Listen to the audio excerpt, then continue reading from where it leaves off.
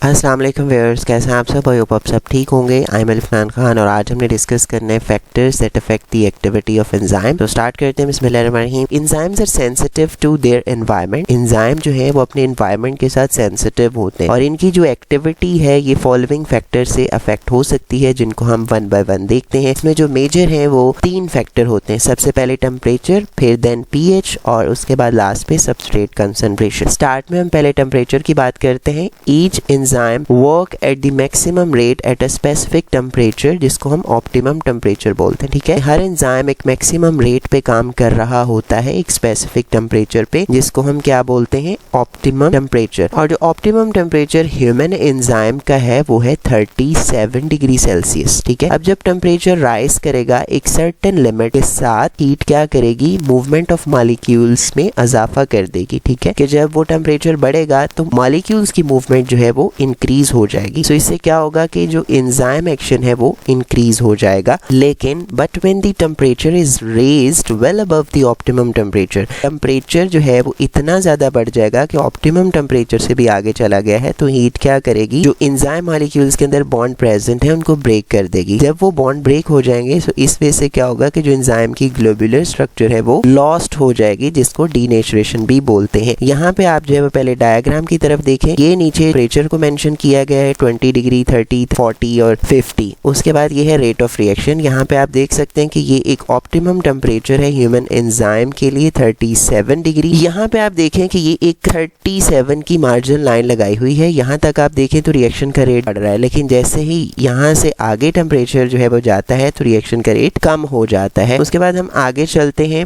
यहाँ तक हमारा हो गया था नेचुरेशन हो गई है एंजाइम की। जब टेम्परेचर बढ़ा तो उसने एंजाइम के जो बॉन्ड थे अंदर उसको ब्रेक कर दिया, उससे उसकी ग्लोबुलर स्ट्रक्चर भी खत्म हो गई। उसको क्या बोलते हैं? डीनेचुरेशन। इसके बाद क्या है जी? It results in rapid decrease in the rate of enzyme action, जिससे क्या होगा कि एंजाइम का एक्शन रैपिड डिक्रीज हो जाएगा। उसके बाद दूसरा फैक्टर है pH. Enzymes are sensitive to hydrogen ion concentration of fluid in which they work. ठीक है, कि एंजाइम जो है जिस मीडियम के अंदर काम कर रहे होते हैं वहां पे हाइड्रोजन आयन की कंसंट्रेशन से भी सेंसिटिव होते हैं। दे show the maximum activity show करते हैं स्पेसिफिक पीएच पे, जिसको ऑप्टिमम पीएच बोलते हैं। पीछे हमने ऑप्टिमम टेम्परेचर के बारे में पढ़ लिया। अच्छा, अब उसके बाद है कि change in pH can affect the ionization of amino acids at the active site of enzyme. कि अगर पीएच जो है वो चेंज होगी तो उससे जो एक्टिव साइट पे अमाइनो एसिड प्रेजेंट है उनकी आयोनाइजेशन अफेक्ट होगी। इससे क्या होगा? It slows down the enzyme activity या उसको ब्लॉक भी कर सकता है कंप्लीटली पीएच का जो चेंज आना है। Different enzymes have the different optimum pH values. के डिफरेंट एंजाइम्स की डिफरेंट ऑप्टिमम पीएच वैल्यूज होती हैं। जैसे कि यहाँ पे आप देख सकते हैं फॉर एग्जांपल एक उसने एग्जांपल दी है जी पेप्सिन की, जो स्टमक में वर्क करता है एसिडिक मीडियम पे, जिसकी ऑप्टिमम पीएच 1.5 से 2 होती है। इसके साथ ट्रिप्सिन है जो कि स्मॉल इंटेस्टाइन में वर्क करता है और ये अल्कलाइन मीडियम में काम कर रहा होता है। इसकी ऑप्टिमम पीएच 7 to 8 होती है। यहाँ पे आप डायग्राम में भी देख सकते हैं। ये यहाँ पे दिया हुआ जी पीएच ऑफ रिएक्शन एनवायरनमेंट, और ये ऑप्टिमम पीएच वैल्यू बताई हुई है जी पेप्सिन के लिए 1.5 to 2 है और ऑप्टिमम पीएच ट्रिप्सिन के लिए 7.8 भी यहाँ पे मेंशन की हुई है। यहाँ पे आप देखें कि एक ऑप्टिमम पीएच तो इनका जो रिएक्शन है एंजाइम का जो रिएक्शन है ज्यादा है। ठीक है, लेकिन जैसे ही उससे इंक्रीज करती है पीएच तो इनका रिएक्शन का रेट है वो कम हो जाता है। उसके बाद आगे लास्ट वन है substrate concentration. An increase in substrate concentration increases the rate of reaction. ठीक है, कि अगर आप सबस्ट्रेट की कंसंट्रेशन बढ़ाते हैं तो ये डेफिनेटली रिएक्शन को इंक्रीज करेगी। ठीक है, लेकिन एट हाई सबस्ट्रेट कंसंट्रेशन, कि जब सबस्ट्रेट कंसंट्रेशन बहुत ज्यादा हो जाएगी जितनी भी एक्टिव साइट्स हैं एंजाइम्स की वो ऑक्युपाइड हो जाएंगी। सो इन दिस कंडीशन में क्या होगा? Any more substrate molecule do not find free active sites. ठीक है, सो अगर आप कोई और सबस्ट्रेट ऐड करेंगे तो उसको कोई फ्री एक्टिव साइट अवेलेबल नहीं होगी। सो ये स्टेट क्या कहलाती है? Saturation of active sites. और इससे क्या होगा कि रिएक्शन का रेट इंक्रीज नहीं करेगा। यहाँ पे आप देख सकते हैं कि ये सबस्ट्रेट की कंसंट्रेशन है और ये रेट ऑफ रिएक्शन है। यहाँ पे हम सबस्ट्रेट की कंसंट्रेशन बढ़ा रहे हैं, रिएक्शन का रेट बढ़ रहा है। ठीक है, अब यहाँ पे आके जब सारी एक्टिव साइट ऑक्युपाइड हो जाती हैं तो रिएक्शन का रेट अब बढ़ नहीं रहा बल्कि कांस्टेंट लेवल पे चला गया है। इसके बाद अब रिएक्शन का रेट जो है वो इंक्रीज नहीं होगा। यहाँ तक थे फैक्टर जो कि एंजाइम की एक्टिविटी को अफेक्ट कर रहे थे। नेक्स्ट हम इंशाल्लाह अगली वीडियो में एंजाइम इनहिबिशन को डिस्कस करेंगे। So thank you so much for watching. Allah Hafiz.